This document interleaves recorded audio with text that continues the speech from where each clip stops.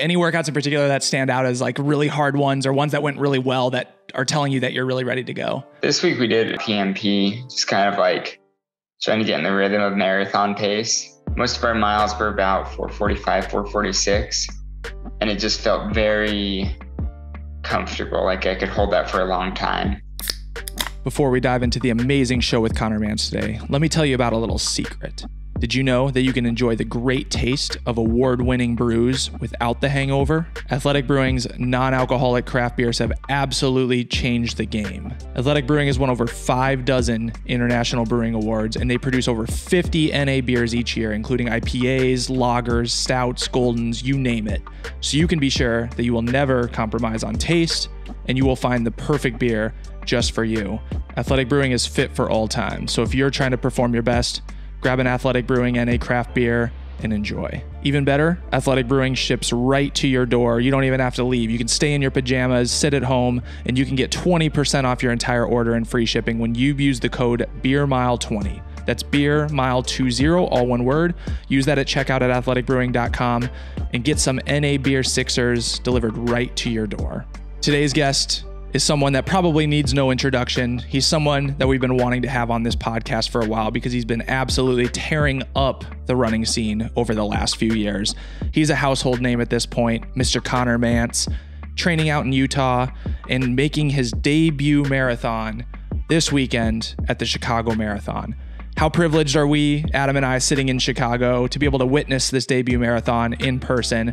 And what's even more exciting is that he is not going into it with a low bar. He expects to break the American debut marathon record of 2:07:56. And you'll listen throughout the show that he's not afraid to share his goals. And perhaps he shares some goals that are even bigger than looking at a sub 2:08. So stay tuned to this conversation to hear from Connor Mantz how his training has been going, what some of his big workouts have been, what his goals are for the race, and then, what's to come after the Chicago Marathon. This was an absolute blast, an absolute pleasure to finally have Connor Mantz on the pod. This episode is also brought to you by Manscaped. Manscaped is #1 in men's grooming and hygiene and confidence. I exclusively use Manscaped products for all of my trimming needs, my body wash, my cologne, my deodorant, really everything across the board, because they have the best products out there to make you smell good, feel good, give you that confidence that you need to carry on throughout the day.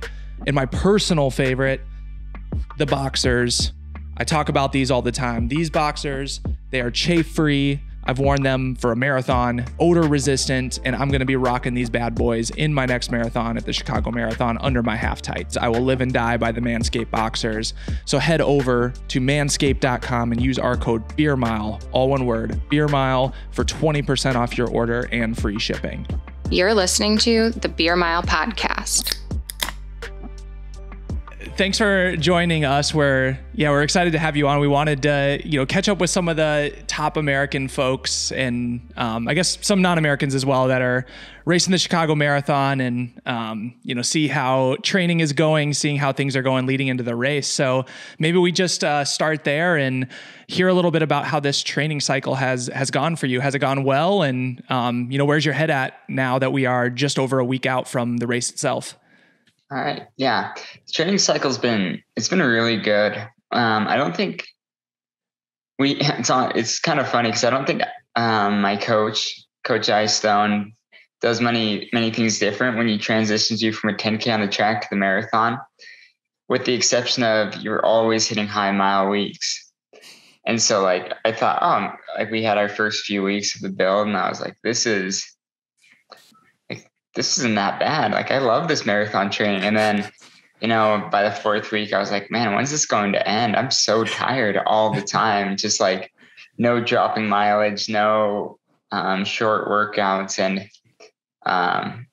it's kind of been, I don't know, that's kind of been the hardest thing, but now we're kind of in taper time. So I don't know, dropped my mileage by 10 miles last week and then I'll drop it down to 70 from, a high of 115 for this week. And I'm like, man, I feel great. I forgot how good it feels to drop mileage. So how much higher is that than you would I guess, normally be training at in terms of volume? Is it a significant jump, or is it more so that the workouts themselves are just a lot, more volume in each of the workouts?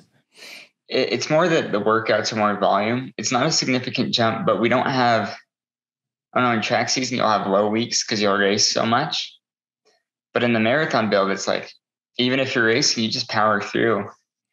And it's like, I don't know, we ran, Clayton Young and I both ran the 20K champs together. And like leading up to that race, we did a 100-mile week, and I would never do that in a track race. I would have I wouldn't even be racing sometimes. I'd only hit 100 miles and it'd be like a quality week. So I don't know. I think it's just the consistent high miles. Have you been taking those races then, like still as competitively as you can, being so high mileage, or like what's your mindset going into those races leading up to Chicago? Oh, absolutely. I mean, you just try and like not think about like the training. You're like, it's going to hurt. You're just like, I'm just going to go and try and win it, try and do whatever I can. And which is kind of funny because it's like, you're more tired and you think you'd be like, okay, let's try and be a little more cautious. But it's just like, no, you get on that line and you're like, there's no excuses one way or the other. Like, I don't know. I always find it funny when you hear somebody like finish a race and they're like, yeah, well, I didn't go as, and I'm totally guilty of it, but they're like, oh yeah, we're just, really trying to focus on the end of the season. And it's like, well, everybody is like, everybody's waiting until like the US championships or their marathon or, the world championships. Nobody's like, I'm going to peak for that first meet of the season, For sure. And so I don't know, you just try and whatever happens, you just try and give it the best shot you have or best go you have. Yeah. So how about give us, during this training cycle, what was like one of the biggest workouts that you did? Any workouts in particular that stand out as like really hard ones, or ones that went really well that are telling you that you're really ready to go? Yeah. We did a little, trying to think what we did about last week. This week we did an 8-mile PMP, just kind of like trying to get in the rhythm of marathon pace. And like, if I were able to look at my watch the whole time or see a clock the whole time, I would probably slow down. But it was like most of our miles were about 445, 446. And it just felt very comfortable. Like I could hold that for a long time. Nice. So that was a good one. I don't know. I'm trying to think of what I even did last week, because I feel like I had something big last week, but nothing's really coming. I can't even remember, but I don't know. Lots of workouts like that. Just like I had a tempo. Actually, I had one workout that was pretty big for me. It was like a 6-mile tempo, and it was just me starting it out on my own. I think Clayton Young had a race coming up, and Jared Ward was dealing with a hamstring issue. And so I did it on my own with Coach Eystone riding the bike alongside me, which I've never had before. And I averaged, I think it was like 434, and it felt like very smooth, not exactly relaxed, but in the middle of a 110-mile week, it was like, if I can run that for another, 7.1 miles, it's about the American record in the half, and, put me down at sea level, put me in a race, taper me.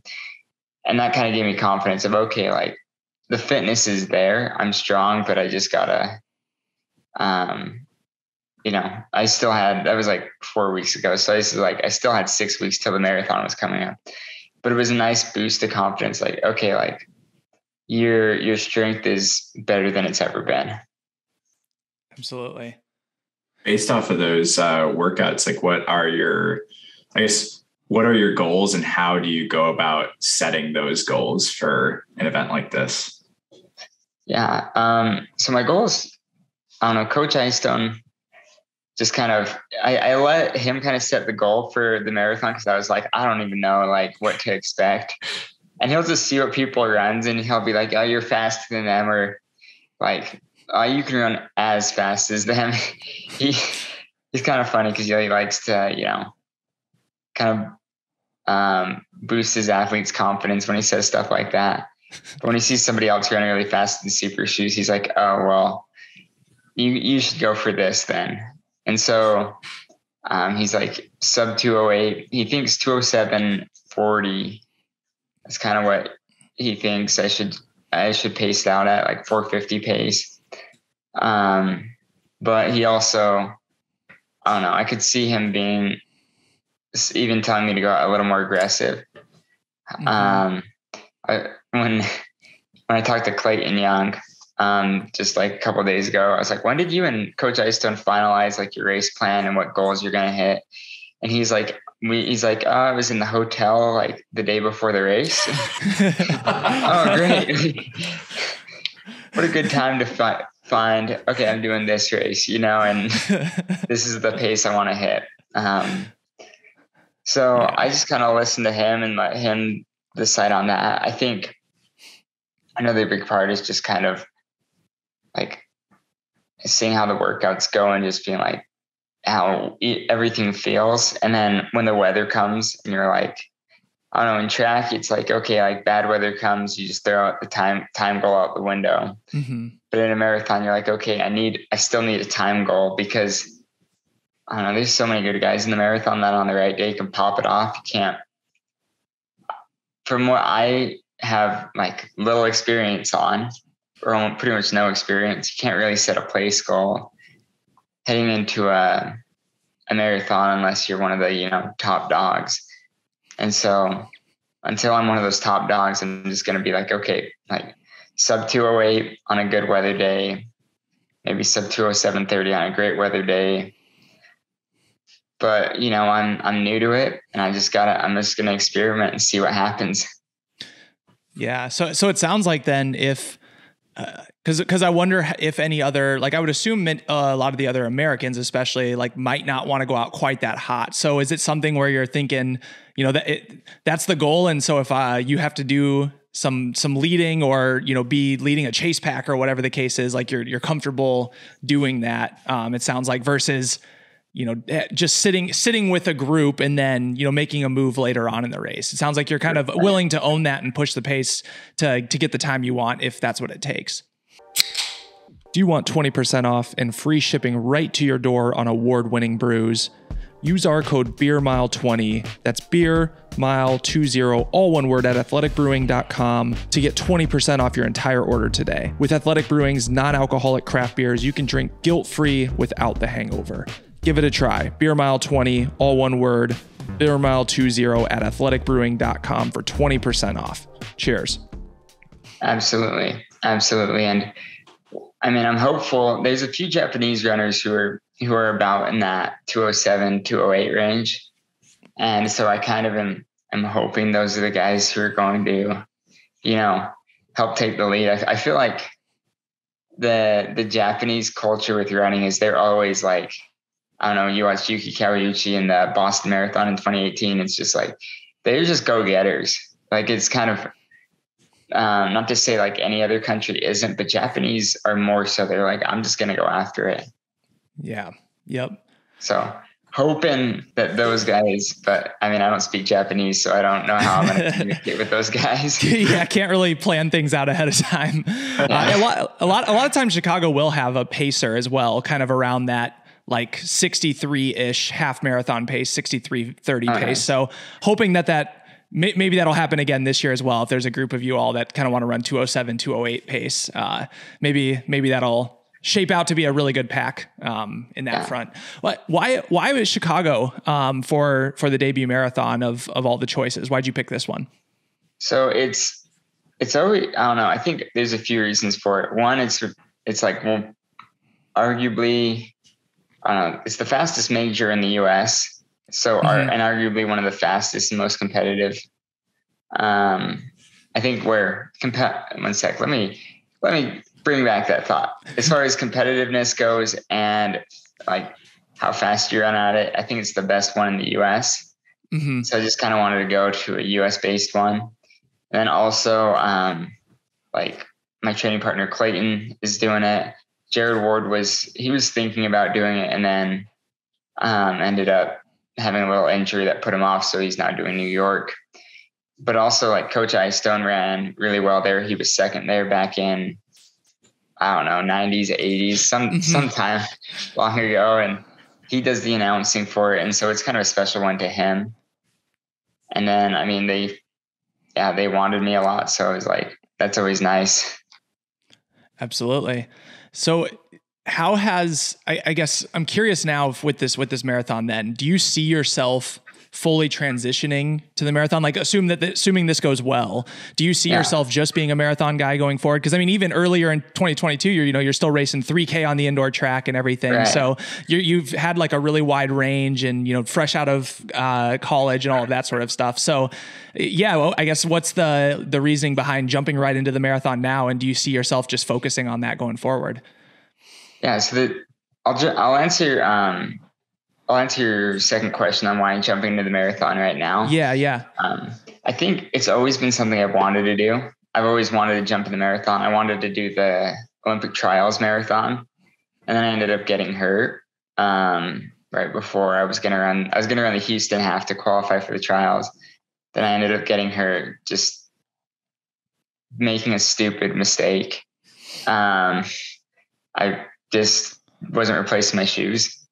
So it's like a super like easy fix, like go buy yourself a pair of shoes. But it was like I had almost 1,000 miles on each pair of shoes I was running in. Oh my God. And just like, it's stupid. It's immature. It's like, what was I even thinking? But, so like, I've always wanted to do the marathon. I got into running in a way where it was like when I was 12 or when I was 8, I saw my older brother run a half marathon. And I wanted to do one of those. And so when I was 12, my dad signed me up and it was like, I want to see if I can finish this distance. And then eventually my dad started running marathons and I was like, I want to do one of those one day. Then I ended up having a good high school career and went to college. And it's not like you want to, jump in marathons in college. So it's always kind of been a distance I've wanted to do. And so like jumping in to the pro world, a lot of the BYU guys have actually they just go straight to the marathon and run one to see how it goes. Rory Linkletter did one right after college. Connor McMillan was 10th at New York the same year he graduated. Jared made the Olympics 2 years after graduating. So a lot of guys just go straight. And I think that's just because when Ed Stone was in college, he was running the marathon, world cross, the cross country season, track seasons, and he was just kind of doing it all. Mm-hmm. Which kind of goes to the next question. I don't think if this goes really well, or even if it doesn't go really well, I think I'm still going to be on the track next year. Okay. At least a little bit. I don't know. There's some times I want to run on the track before I leave it completely. I don't know how realistic they are, but it's just I'd love to try and break 13 in the 5K. Mm-hmm. I know everybody would love to do that, but being around 13:10 mid-season and then running 13:11 in almost 90-degree weather at the U.S. Champs is I don't know. I feel like it's possible. It's not. It makes you wonder. Yeah, it's then I can, after I run that, or after I run a really fast 10K, I can just leave it. But I'll always be trying to do both as long as I can. But who knows? Maybe I'll change my mind after this one. I don't know. It does work out pretty well though with this next year being a world champs year again, because then you have a whole nother year before Olympics where then, if the marathon is looking like it's your better distance, you have this whole kind of next 2023 to kind of figure that out and then make a decision on what to focus on come 2024. Or I guess, do the marathon trials. And then if you don't make it, can still hop into the 10K on the track as well. So kind of works out nicely to have both of them as options to make a team. So. Oh, absolutely. Absolutely. And that's the plan is no matter how this goes, I'll run those marathon trials. And if I don't make the team, like you said, just jump on the track and you get that speed back. Absolutely. So what do you think, what does this kind of postseason look like for you, especially assuming things go really well? What are you doing after the race to celebrate? And, what are you, any downtime plan? What's your plans for this fall? Yeah, so I'm actually getting married 6 days after the race. So that'll be a big celebration. Absolutely. That's perfect timing. That's the way to do it. Right. Yeah, my fiance, I was like, when we were talking about getting married initially, I was like, can we, like, how does October sound? Like, can we do it the next week after my race? And she's like, she's in school right now. She's like the middle of a semester. And I was like, oh, like, what about, and like after talking about it, she was like, okay, let's just like, we'll get it done right after your race. That way it's easiest for you. And I'm like, okay, that'll be nice. So I ordered big time for that, but how has her schooling / your training been going with planning the wedding? Oh, it's busy. I think I have everything planned out. What's rough though is she's like, when questions get asked, it's like, what do you guys want? Like my parents or her parents are like, hey, have you guys thought about this? And we're both fine with a very simple wedding and very simple reception. But then our parents are like, have you guys thought about this or this or this? And then when I get asked it, I'm like, I don't really care. Like, as long as I'm marrying her, like, that's all I care about. And so like the questions will all get asked and put on her. And then she's like, she's like, I don't even care, but like, sure. And like, there'll be little things that someone's like, hey, they'll just, I don't know. My mom asks her a lot of questions and my fiance will just be like, no, like my mom will be like, do you want to like a photo book that everybody can sign? My fiance's like, no, just no inconvenience. She's just like, I don't want to do anything extra. I like that.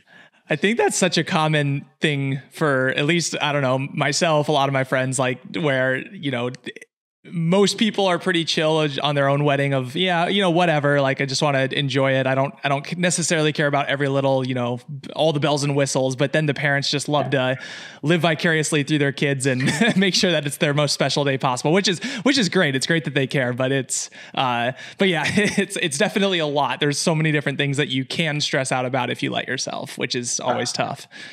Absolutely.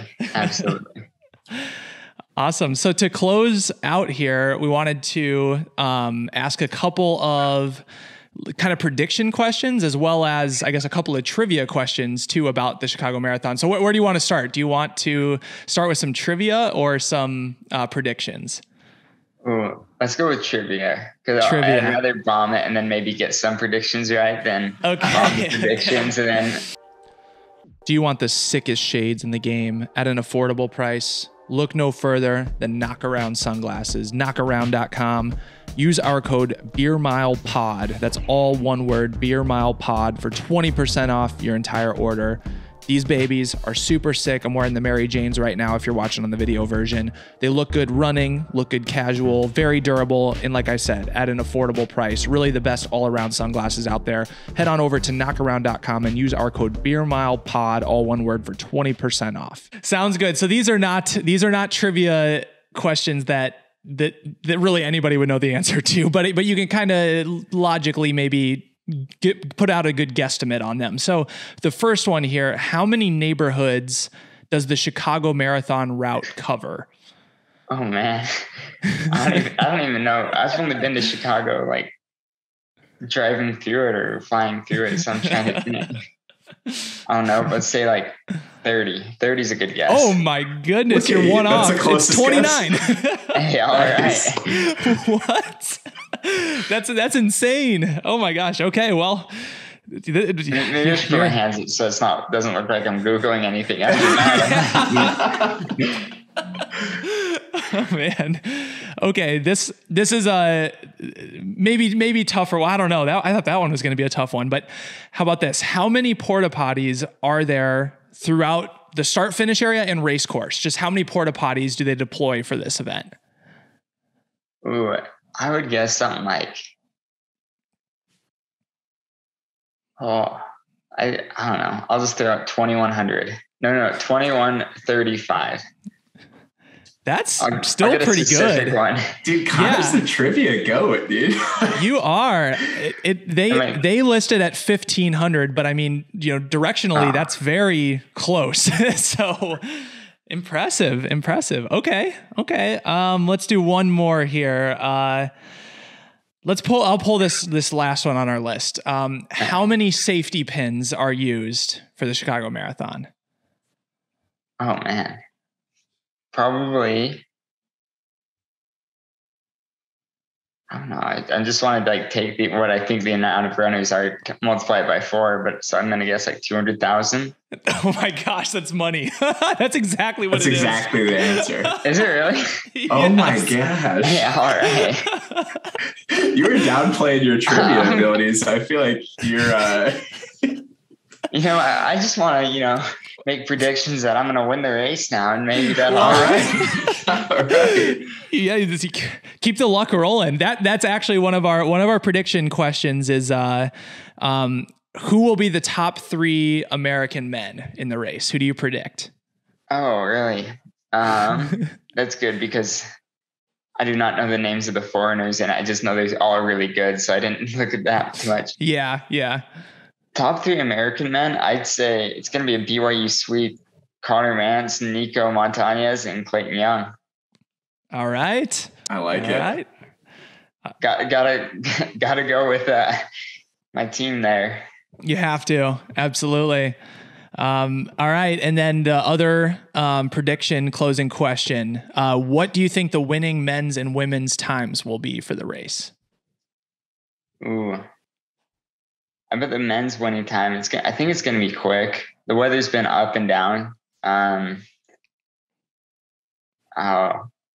Funny quick story side note, Clayton Young texted us the weather the other day and got me so nervous I had trouble falling asleep because it was supposed to be like 90 degrees, but then it went back down. So I think the men's winning time is going to be something like 2:03, like 50. I'm just still betting on it being a good weather day.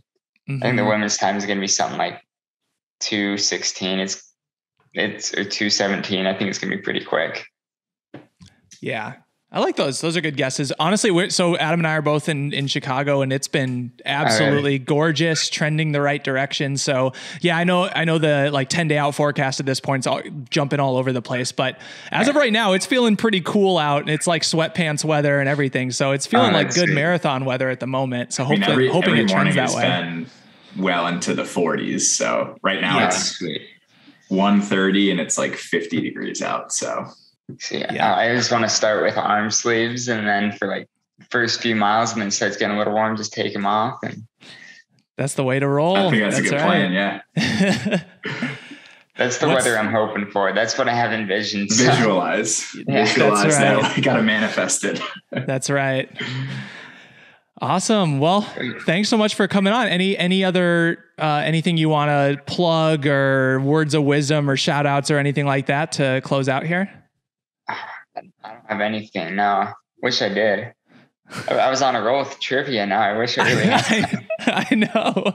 No, you can only have so much great flow there at the end. That was insane. So awesome. Well, we're excited for your legs to just keep feeling better and better as the taper continues. And we'll be out there on the course cheering you on come race day. So really looking forward to seeing how you do. Hey, thank you. Thanks for having me. Awesome. Thanks Cheers. See you later. Hey, see you guys. And there you have it. Thanks for tuning in to this conversation, y'all. If you want to support the show, you can take 2 seconds and leave us a 5-star review on Spotify or Apple. You can also hit the subscribe button on our YouTube channel, Beer Mile Media. We also put the podcast out there. And then, of course, you can support us by supporting our sponsors. You can use our code BeerMile20, that's BeerMile20, all one word, at athleticbrewing.com to get award-winning NA craft beers delivered right to your door. You can also use code BeerMile, all one word, at Manscaped.com for all of your male grooming, hygiene, and confidence needs. And lastly, but not least, you can get the best sunglasses in the game at knockaround.com. Use our code BeerMilePod, all one word, for 20% off. Thank you for the support. Thank you for tuning in. We'll see you in the next one.